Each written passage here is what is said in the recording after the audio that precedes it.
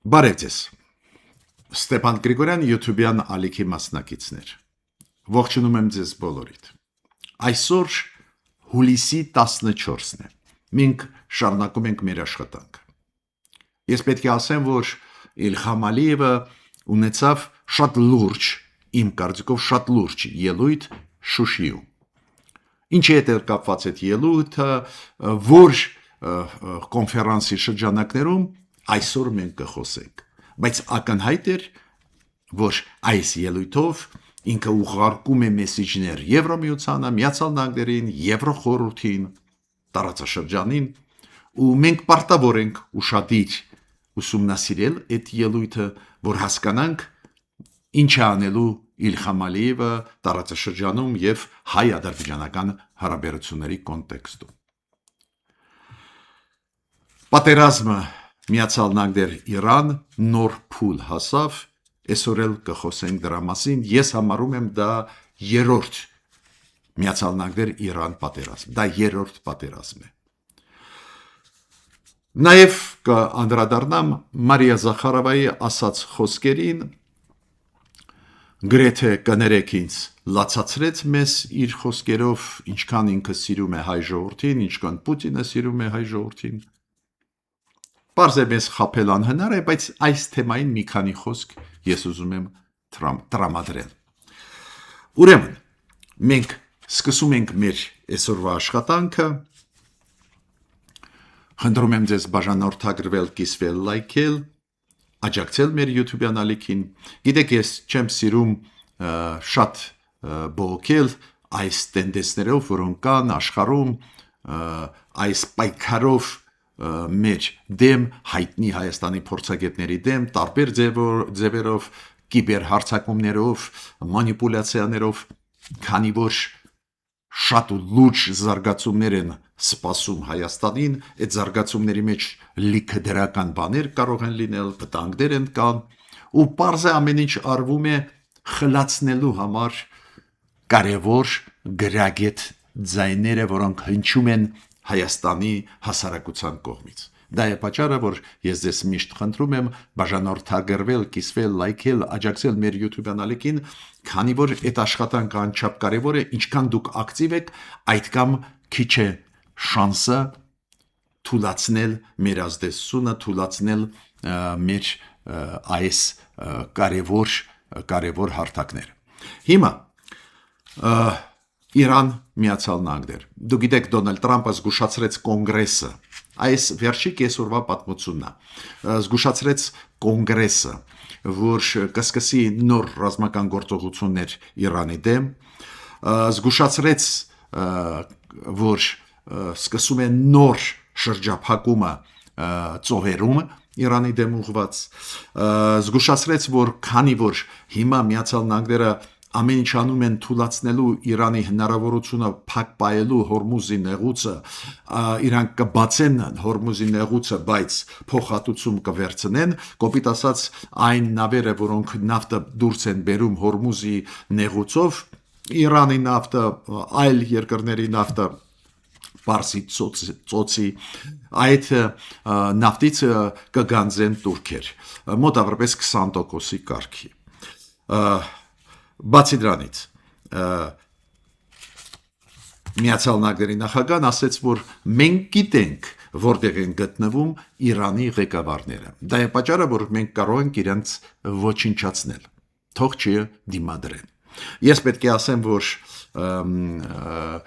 Իրանը պարզ է պատասխանում է, ամերիկացիք հարվածում են հենց այնտեղ Իրանին, որ Իրանը հնարավորություն չունենա հակառվածներ տալ ամերիկյան բազաների վրա, որոնք գտնվում են Հորդանանում, Քուվեյթում, Էմիրատներում, Քաթարում, բայց այս ռմբակոծությունները, որոնք այս կես տարվա կես օրվա ընթացքում էին, կես օրվա ընթացքում այս ռմբակոծությունները մեծ մասշտաբի էին ու ինձ մոտ տպավորությունը, որ երրորդ պատերազմ սկսվեց Միացյալ Նահանգներ Իրան։ Ցավոք այս ձևի զարգացումը գնում է։ Իրանի արտգործնախարարը պարոն Արաղչին ասաց, որ ոչ ոք չի կարողանալու մեր իրավունքը վերահսկել Հորմուզի նեղուցը մեզանից խլել,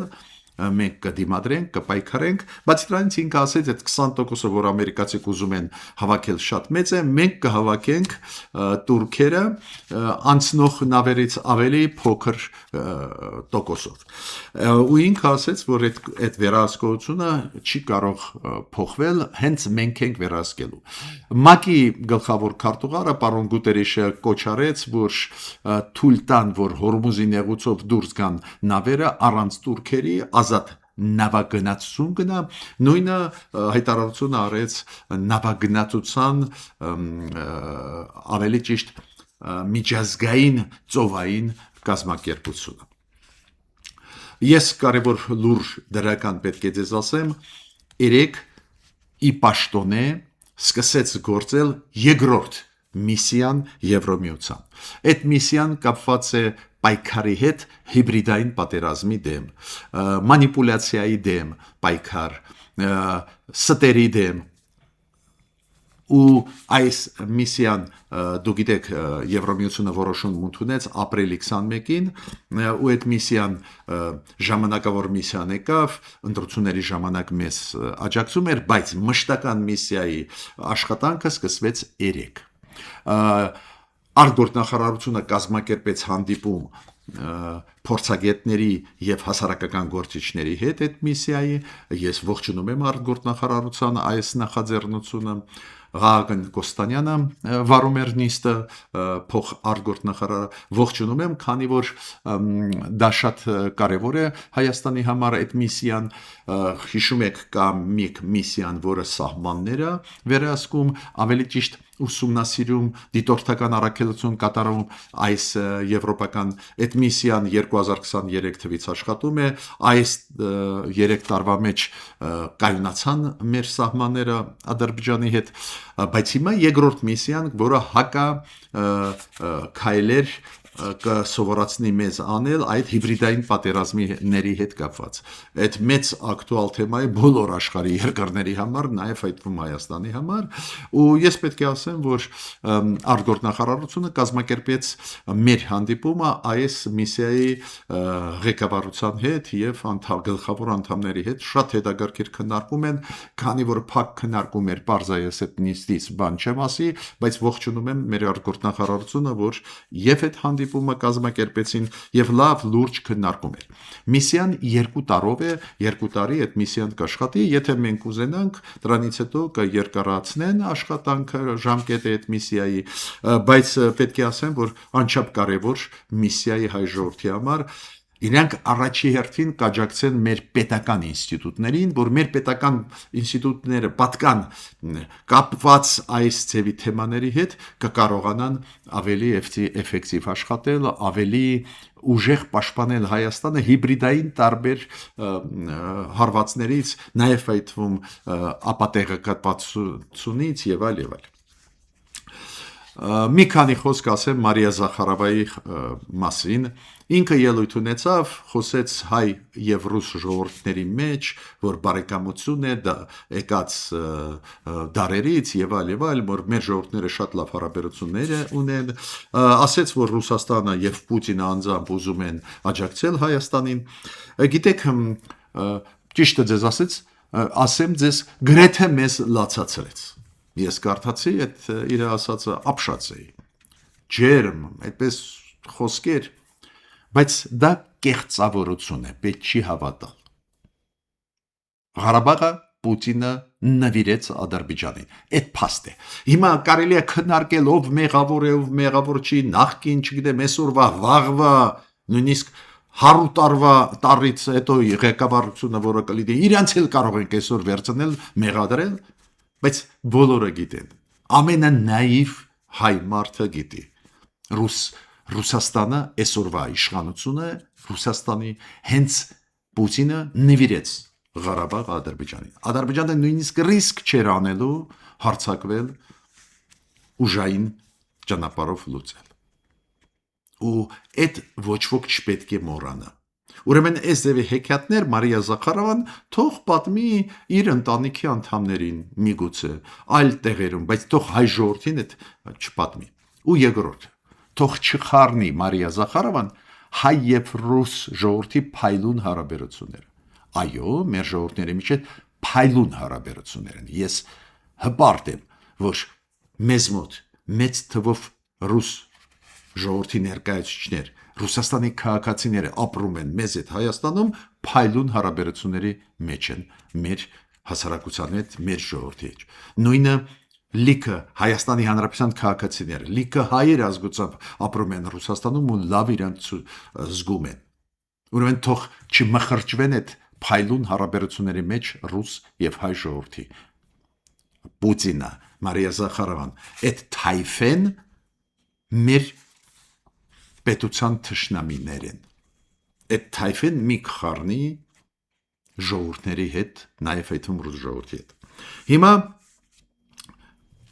ուզում եմ խոսել այսօրվա գլխավոր թեմայի մասին։ Իլհամ Ալիևի ելույթը Շուշիի ֆորումում։ Դուք գիտեք, այդ ֆորումը Շուշիում անցկացվում է վերջի 3-4 տարի Իլհամ Ալիևի կողմից, մեծ ֆորում է, լիքը մարդիկ բերում են արտասահմանից, այդ ֆորումը նվիրված է ինֆորմացիոն հարցերին, մեդիայի ֆունկցիայի մասին, ինչ վիճակում է գտնվում լրատվար միջոցները, ինչ վիճակում են գտնվում Ադրբեջանում, դուք գիտեք, բայց Ալիևը սիրում է այս ձևի միջոցառումներ անցկացնել, փորձում է ապացուցել, որ այդպես չի, էլի, մեզ մոտ քաղբանդարկյաններ չկան կամ ազատ է մաս-մեդիան, լրատվար միջոցները, պարզ է, խաբել անհնար է, բայց ուզում եմ ասել, որ ինքը այդ ֆորումները անում է, այդ ֆորումների միջոցով փոխանցում է մեսիջներ։ Ու այս անգամ լուրջ էր վիճակը, շատ ու շատ ավելի լուրջ էր համեմատ այլ տարիների հետ։ Ինքը գնահատականներ սկսեց տալ Միացյալ Նահանգների ղեկավարներին, նախկին այսօրվա, Եվրոմիության ղեկավարներին, նախկին այսօրվա, Եվրոխորհրդի։ Ու երբ որ ինքը խոսում էր օրինակ Միացյալ Նահանգների ղեկավարների մասին, ինքը շատ քննադատեց ուժեղ Բայդենին, այ Բայդենը փչացրեց մեր հարաբերությունները, այ Թրամփը հիմա լավացրեց հարաբերությունները։ Ու չի խոսում, ինչի հետ է կապված, որ Բայդենը փչացրեց հարաբերությունները։ Չի խոսում նրա մասին, ինչու ընդունվեց 907-րդ բանաձևը 1992 թվին, 24 տարի առաջ։ Չի խոսում, ուղղակի ասում է, այդ ինչ որ կոնգրեսականները, ինչ որ պրոհայկական դիրքորոշում ունեին ու որոշումներ ընդունեցին, դու գիտեք, այդ ազատությունների օրենքում այդ փոփոխությունը բերեց նրան, որ Ադրբեջանին մինչև հիմա ռեալ մեծ հաշվով աջակցություն Միացյալ Նահանգները չեն կարող տալ, նաև այդվում ռազմական ոլորտում։ Ինքը ասում է, մեզ սահմանափակեցին, մեր դեմ քայլերը արեցին եւ այլ, քանի որ վատն էին նախագահան Բայդենը։ Իդեպ ասեմ ձեզ ուզում եմ ասել Իլհամ Ալիևին, որ պարոն Բայդենը մի անգամ 4 տարով էր նախագահ, բայց այս որոշումը ընդունվեց 1992 թվին, երբ որ Միացյալ Նահանգների նախագահան այլ մարդն էր ու բոլոր նախագահները այս առանքում 907-րդ բանաձևը չփոխեցին, չմերժեցին, չհրաժարվեցին ու կոնգրեսը չի հրաժարվել։ Բայց նայեք մանիպուլյացիաները ինչում են։ Իլհամ Ալիևը ասում է, այ տեսեք, հիմա Տրամպի հետ ստացվում է աշխատել, բայց այս Բայդենը վատնա չէր ստացվում։ Ու այն կոնգրեսականները պրոհայկական իրենք վատն են։ Հիմա ձեզ ուզում եմ հիշեցնել, որ 1992 թվին, երբ որ այդ բանաձևը 907-րդը անցնում էր կոնգրեսում եւ սենատում եւ ներքին պալատում գրեթե միաձայն են անցել։ Ուրեմն ո՞նց է ստացվում, որ ամբողջ կոնգրեսը բադ Ամերիկայի վատնա։ Միտքս ինչու՞մ է։ Ես ուզում եմ ասել, որ Ադրբեջանի նախագահան շատ լուրջ բաներ է անում, այդ շատ լուրջ բան է։ Ինքը ուզում է նոր ձևով ներկայացնել այն ռեալությունները, որոնք կային Ամերիկայում, Եվրոպայում, այս վերջի 35 տարվա ընթացքում կապված Ղարաբաղի հարցի հետ, կապված Ադրբեջանի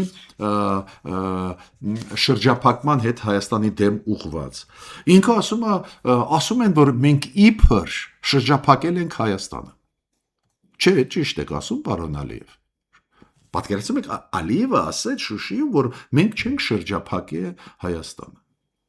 որ հիմա իրանք տալիս են մեզ երկաթգծերը իրանց ու մեր ապրանքները մտնում են Հայաստան Ադրբեջանի երկաթգծերով, մենք դա գնահատում ենք, բայց այս որոշումը վերջի մի տարվա որոշումն է։ 35 տարի մենք Հայաստանը Ադրբեջանի կողմից շրջափակման մեջ են ու այդ շրջափակումը ձեր ամբողջությամբ չէ բացվել։ Իմ միտքս ինչու է։ Ինքը ինչ որ բաներ ասում է, նոր ձևով ներկայացնում է այն պատմությունը, որը կար։ Ինքը նաև հույս հատնեց, որ կոնգրեսը կհրաժարվի 907-րդ բանաձևից ու Տրամպի ցանկությունը աշխատել Ադրբեջանի հետ կաշխատի։ Ուրեմն ես ուզում եմ ասել, որ ես էլ շատ բարձր եմ գնահատում Դոնալդ Տրամպի ջանքերը TRIP ծրագիրը իրականացնել Հայաստանի հետ, Դոնալդ Տրամպի ջանքերը աշխատել նաև Ադրբեջանի հետ, նաև երկաթգծային ծրագրերի մեջ ներգրավել Ադրբեջանին այլ ծրագրերի մեջ, ես դա բարձր եմ գնահատում, կողմնակից եմ, բայց այդ փորձը վերանայել, վերաշարադրել այս պատմությունը 35 տարվա, դա լուրջ մեզ համար մարտահրավեր է, բացատրեմ ինչու։ Հիմա գիտեք, մարդիկ իրան դասելով ասում են, դե այդ հայրը ինչ էին ուզում, չենք հասկանում։ Էսա մարդիկ ուզում են խաղաղ ապրել եւ այլ, այս առանքում էս հայերը գնում էին, ինչ որ լոբիստական բաներ էին անում Ամերիկայում, Ադրբեջանի դեմ որոշումներ ստիպում էին ընդունել, պրոհարկական ինչ որ լոբիստները եւ այլ։ Ինչքան դու լոբիզմ անես, քեզ դա չի փրկի, եթե ճշմարտությունը քո կողմը չի։ Երբ որ 907-րդ բանաձևը ընդունվեց կոնգրեսում, դա ընդունվեց ոչ միայն մեր հայկական փայլուն ճանաչված ուժեղ կազմակերպությունների Ամերիկայում շնորհիվ, այո, Միացյալ Նահանգներում եւ ավանդական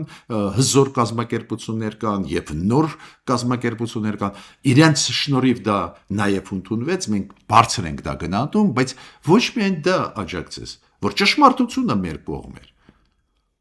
Ով սկսեց առաջի Ղարաբաղյան պատերազմը Ադրբեջանը ու չի թաքցնում էլ ձեզ ասեմ, ով շրջափակման մեջ գցեց Ղարաբաղը այս 35 տարի ու Հայաստանը, Ադրբեջանը, ու դա է պատճառը, որ այդ որոշումը, բայց նայեք շատ նուրբ դիվանագիտորեն Ալիևը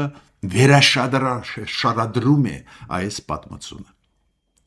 Մյուսը Իլհամ Ալիևը խոսեց Եվրոմիության մասին։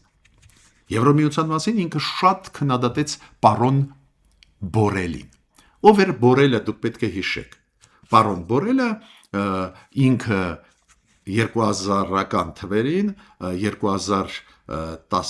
եթե չեմ սխալ 18-ից մինչև այս վերջի ժամանակները, վերջի 1 տարին, մինչև ինքը Եվրոմիության արտաքին հարաբերությունների եւ անվտանգության կոմիսարն էր։ Դες ինքը Եվրոմիության կարևորագույն դեմքն էր։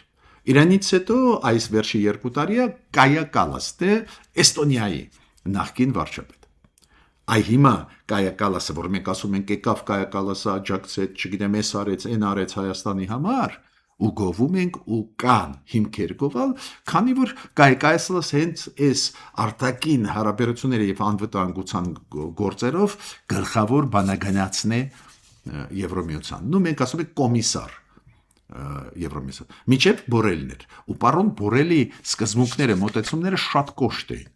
Ինքը ասում էր, որ Ադրբեջանը խախտում է մարդու իրավունքների ոլորտում լուրջ ունի, Ղարաբաղի հայերին էթնիկ զտում արվեց, ու հիմա Ալիևը բողոքում է։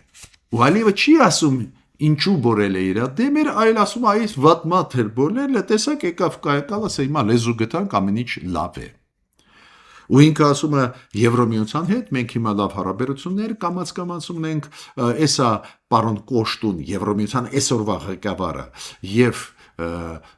Ուրսուլա ֆոն դեր Լյայենը Եվրոհանձնաժողովի ղեկավար, իրանք եկան Բաքու, մենք լեզու գտանք եւ այլ։ Միտքս ինչու՞մ է, տեսակ։ Այդպես են ներկայացնում, որ ինչ եղավ։ Բորելը վատեր, հիմա եկավ Կայա Կալասը, որը լավն է, ու մենք լեզու գտանք։ Ու չի ասում, որ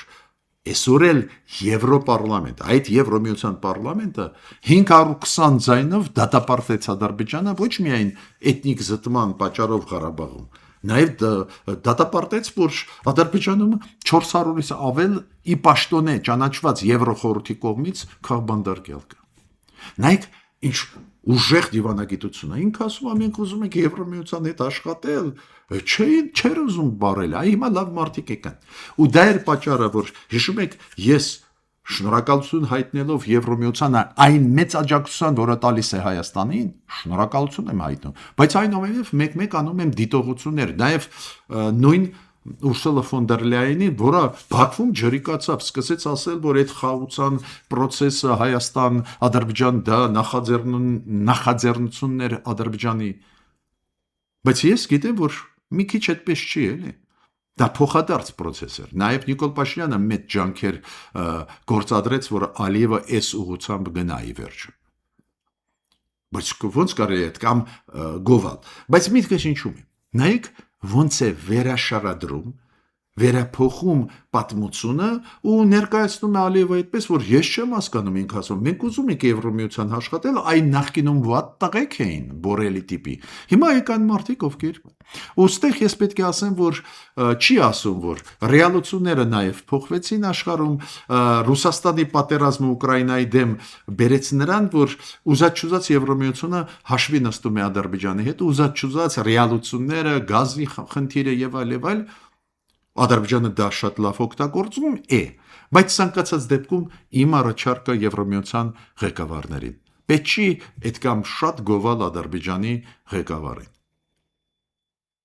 Մարդու իրավունքների ոլորտը բավական բարդ է Ադրբեջանում, պետք չի այդպես անել, որ իրանք կարողանան նույնիսկ ժողովրդի լեզվով ասել, բալոն գլորել նույն եվրոպացիների վրա։ Ու Եվրախորհրդի հետ կապված։ Դու գիտեք, որ Եվրոպարլամենտը դա Եվրամիության պարլամենտն է, բայց կա Եվրախորհուրդ, ու Եվրախորհրդում գլխավորը ԵԽԽՎ-ն է, Եվրախորհրդի խորհրդարանական բաժակը։ Այս երկու պարլամենտները անընդհատ Ադրբեջանի դեմ բանաձևեր ընդունում են։